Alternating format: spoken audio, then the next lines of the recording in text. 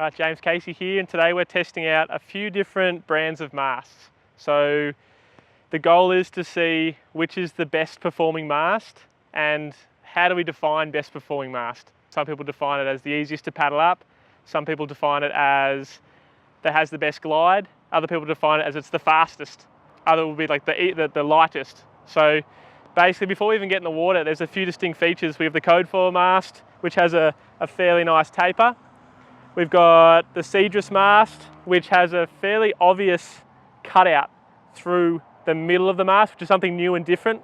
Pretty excited to test it. And then we have the No Limitz mast, which is way lighter. You can even see how I pick it up. It's super light, this mast, and that's just the biggest feature that I'd noticed straight away just from unboxing it. The cutout on the Cedrus mast is interesting because I've never seen it before. There's also a bit of a change in thickness at the top here and at the bottom here. So that's going to be something interesting to test. Today we're going to do flatwater paddle ups. Same environment for all three tests, same front wing, same board, same positioning in the board. I've got a 135R tail and a 860R front wing. All the masts are 75 centimeters in length. So it's a really good test, and I'm excited to get into the water and see what I can feel.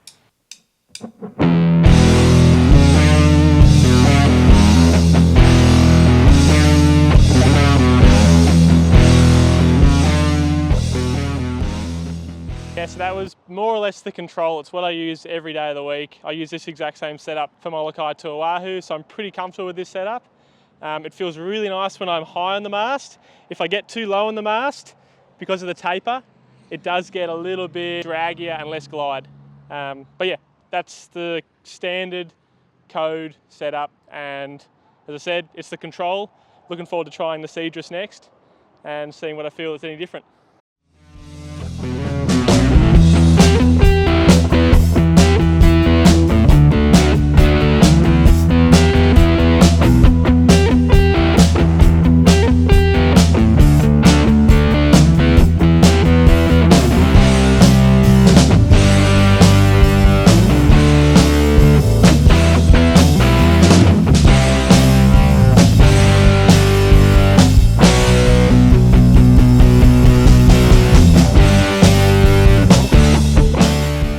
So just tried the Cedrus mast. Interesting. I found it probably took me 2 or 3 more strokes to get up and going, and it could just be because of the section, the little bit thicker at the top at the bottom. It could have been I'm more tired after doing one paddle up, but basically what I found was a bit harder to get up, but then once I was up, it seemed to glide better. So the lesser chord, so this section through here, seemed to make a little bit more benefit, so I could stop, pause, glide for a little bit longer on this than I could the code. And especially the difference was that if I was low on the Cedrus mast, so coming down to here, it didn't make as much of a difference as if I was low on the code mast. So height is less of an issue with the Cedrus. Paddling up is a little bit harder on the Cedrus compared to the code. So last one to test is the No Limitz. Let's see how we go.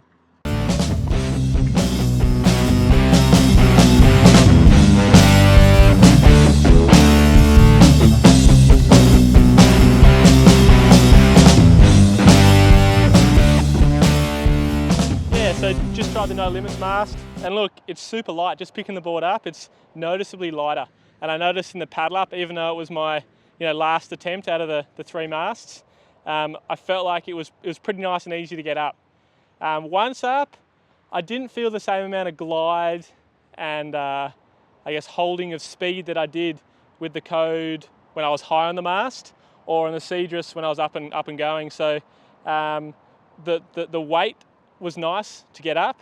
The weight was really nice to accelerate once up, but it just didn't feel like it held its speed the same.